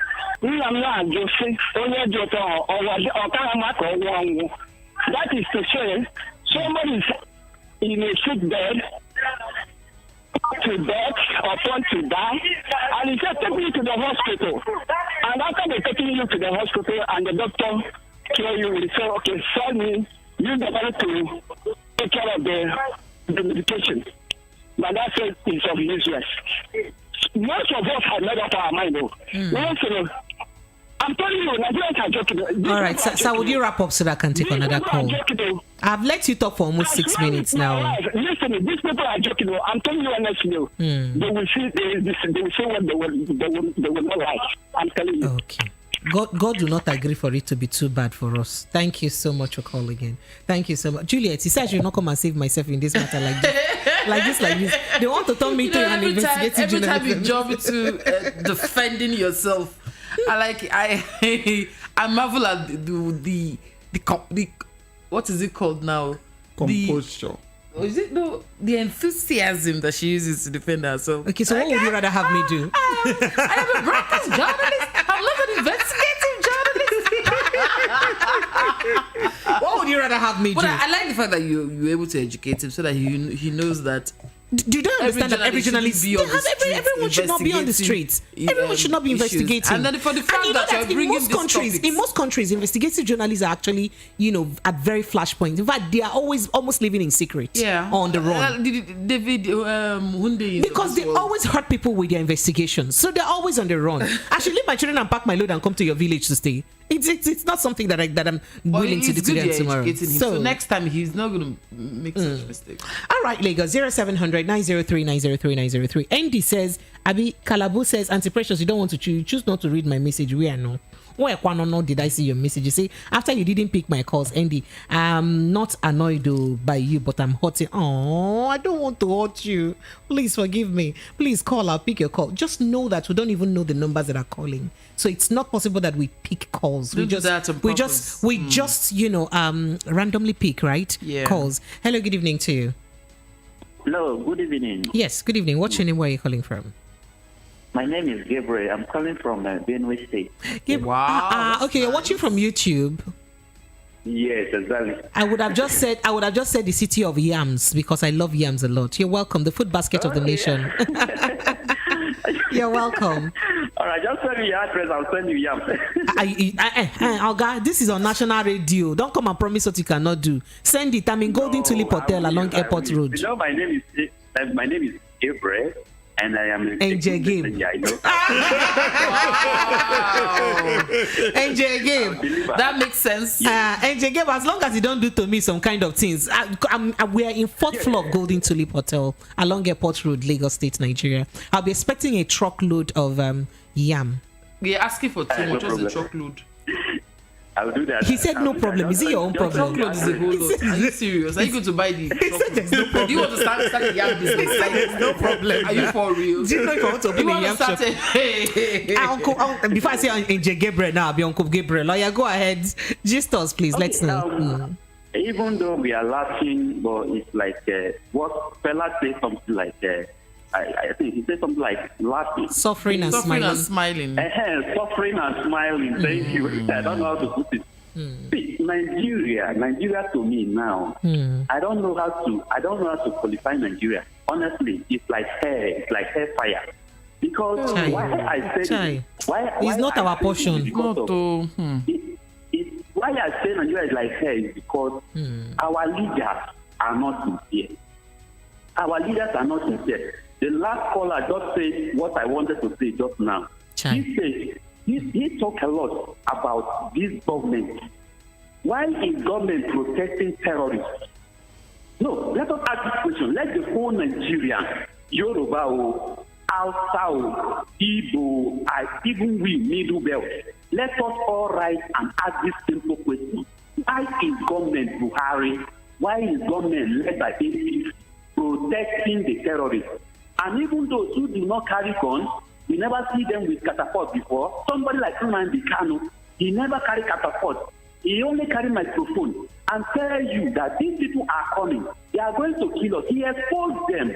I listened to Nnamdi Kanu for like 7 years. I'm telling you, 7 years I listened to his doctrine. Please, all Nigerians, wherever you are, if you call yourself a good Nigerian, go and listen to Nnamdi Kanu. Go and listen to him. Google him on YouTube. Listen to this man. This man say everything, and those things are happening even beyond what he said. You know? So why are government protecting terrorists?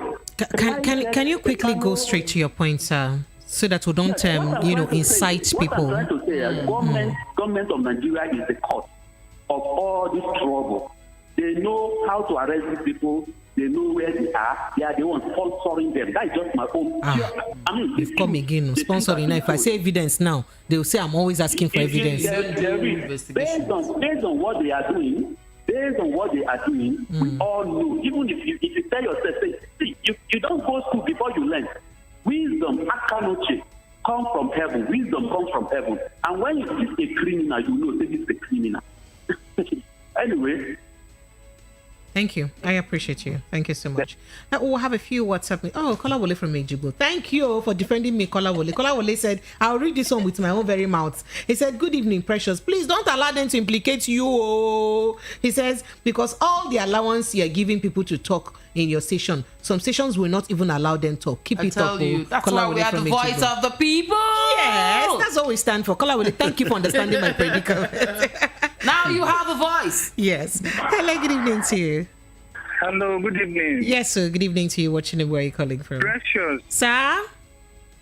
My name is CK Sunday. Chike Sunday, you're welcome.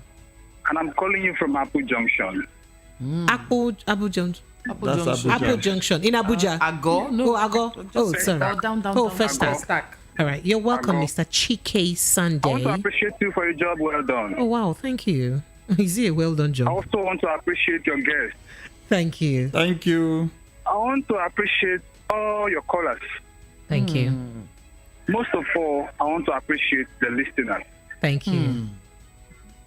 Today is the 9th day of January 2023. On the 25th of February, we'll be stepping out to some drinks. Penny. Two things are very paramount here. Who are we going to trust with our vote? We know the problem, and the solution is leadership. From the beginning down below. From top to bottom. From top to bottom. Leadership failure. Every department of government, every sector of the economy, leadership failure. That is where we find ourselves today. Who are we going to trust with our vote on the 25th of February, 2023? It is left for us as Nigerians to decide. Thank you. Thank you. Thank you. Mr. This is like a wake-up call, right? Yeah. You know, in the midst of all the hula I like baloo it. and all of this drama, you know, at the end of the day, we have to now begin to question ourselves. So you've seen all that is happening in the country. Who would you trust your vote for to lead you? To probably take you out of this quagmire or probably dig you deeper into it? So who do we trust? That's a question that I don't even have answers to. Lagos phone lines are still open. 0700 903 903 903. That's the number to call. 0700 903 903 903. Hello, good evening. Please help me turn off the volume of your radio, please. Hello. Hello. Hello, good evening. Thank you for not blinding our ears.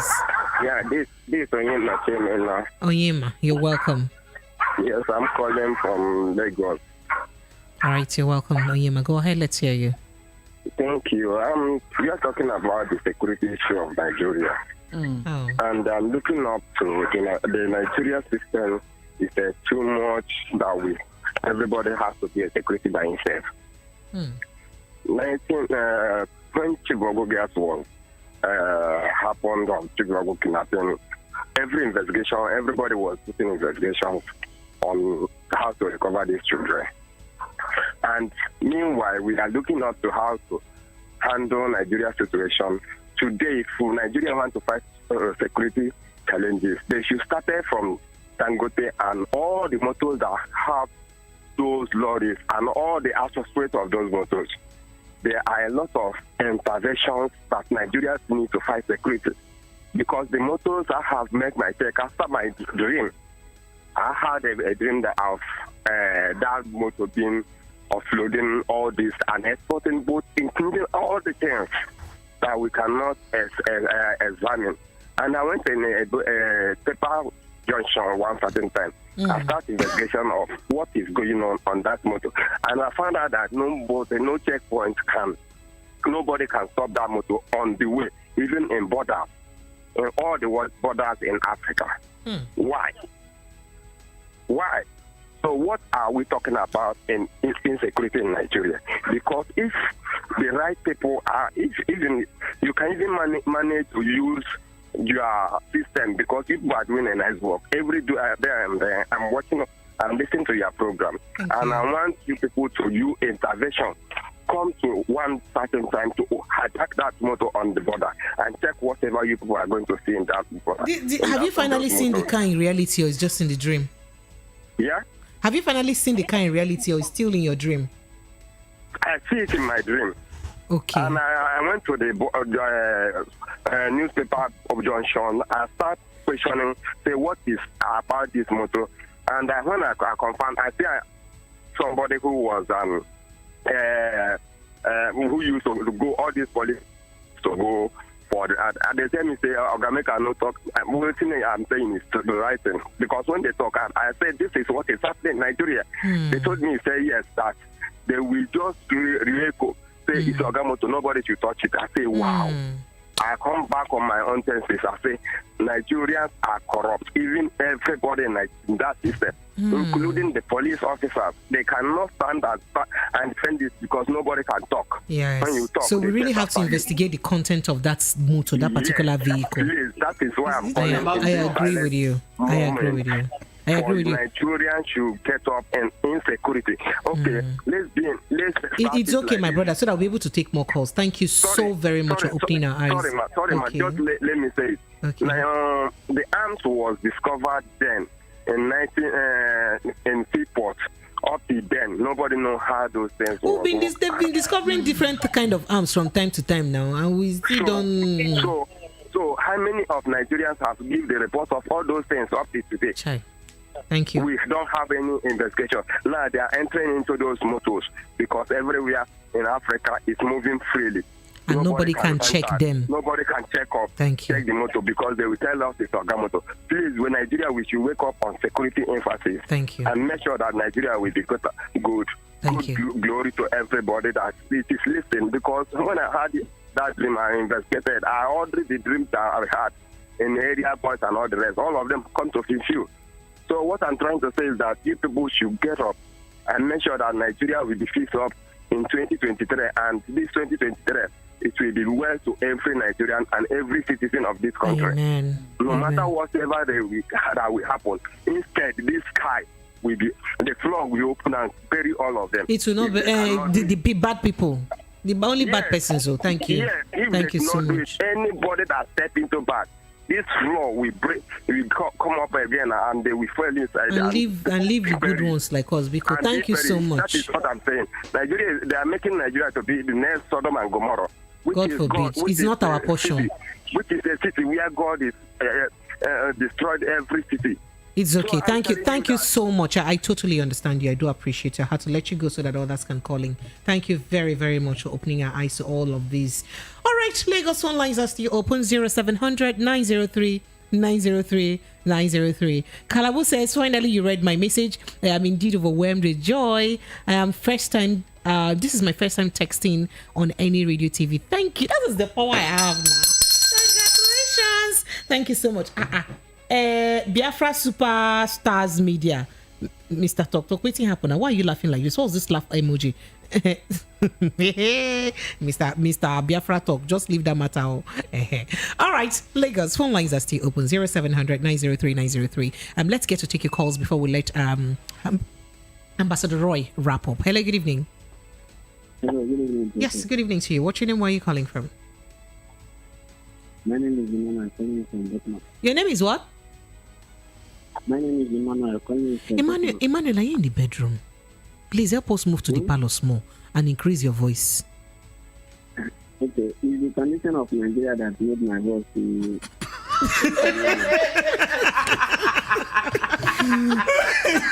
Oh my God. So I think that everybody in the studio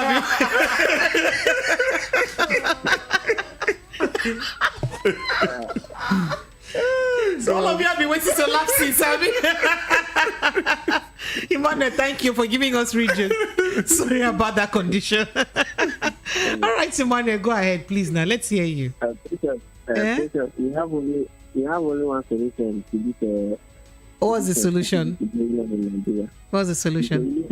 The solution is the 2023 election. Absolutely, I agree with you. We either get it right by our votes or not get it right, right?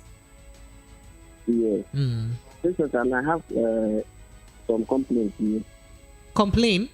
I went to correct my activity yesterday. Okay, is Ejigbo your word? Is your word in Ejigbo? Were you able to identify your particular word?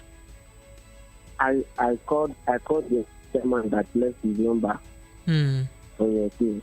Okay. I called him and he directed him, gave me the right direction. Chai, you should be telling that man thank you. Your call, that's nice.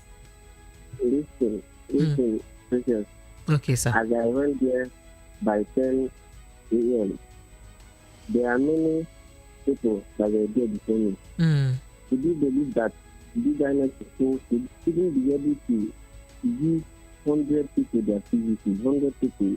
We are more than 200 people that came to collect people. But they shouldn't be able to give. They were not able to give up to 100 people PVC. But were you among the lucky ones that were able to take? PVC. If you get up to 50, the woman they put in charge of the PVC, the old woman that used glass to cover her eyes, she was so slow in processing the PVC. Very, very slow. You understand? I did the video. To cover up what is going on there. And I said to the INEC chairman, that man that you have on your team. The INEC REC, Resident Electoral Commissioner in Lagos State. Yes, yes. That number that he left was his WhatsApp. Yes. Okay. I sent the video to him, and I explained what is going on there. You understand? People at the back of the window of that primary school, they were bribing the INEC officials inside the queue. Inside the queue. Inside the queue. I couldn't be able to. So she was keeping. Was she skipping the queue and was attending to the people that were bribing her? They locked the entrance, the door. Then people were seeing from the window. You understand? Then at the back of the school, they left the window open. Then if you are too hurry to take your own, then so when you very quickly, just so that we don't occupy all our time because time is going, and then your voice is so low, so we can't heat up the conversation. So at the end of the day, when you sent it to him, what did he do? He have not viewed the video today. Maybe you remind him. I would also remind him. Okay. I appreciate it. Thank you so much for calling. Thank you. All right, Lagos 0700 903 903 903. So, Ambassador Roy, you've seen all people are complaining about. I mean, it's as if there is a death of confidence.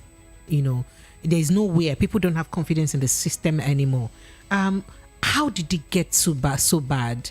What can we do to resurrect that confidence? From the citizens to the government. Especially since they are our chief security officers, like our lives are practically in their hands.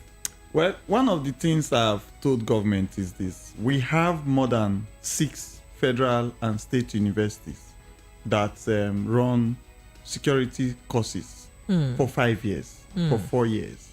Criminology and security intelligence. Studies. Yes, so you can go to the university, get those database, send them an SMS. And invite them to the university, not even to your place. And the DSS desk is there. If you want to join the DSS, go to this desk. And the school is authenticating that this person graduated from here. So you are picking the brains from the source. So it's not like you're just recruiting people randomly. No, because if you throw the recruitment, people will send in their delegates. And if they don't even know how to read and write, they will say, I'll teach him how to read and write. That's my quota.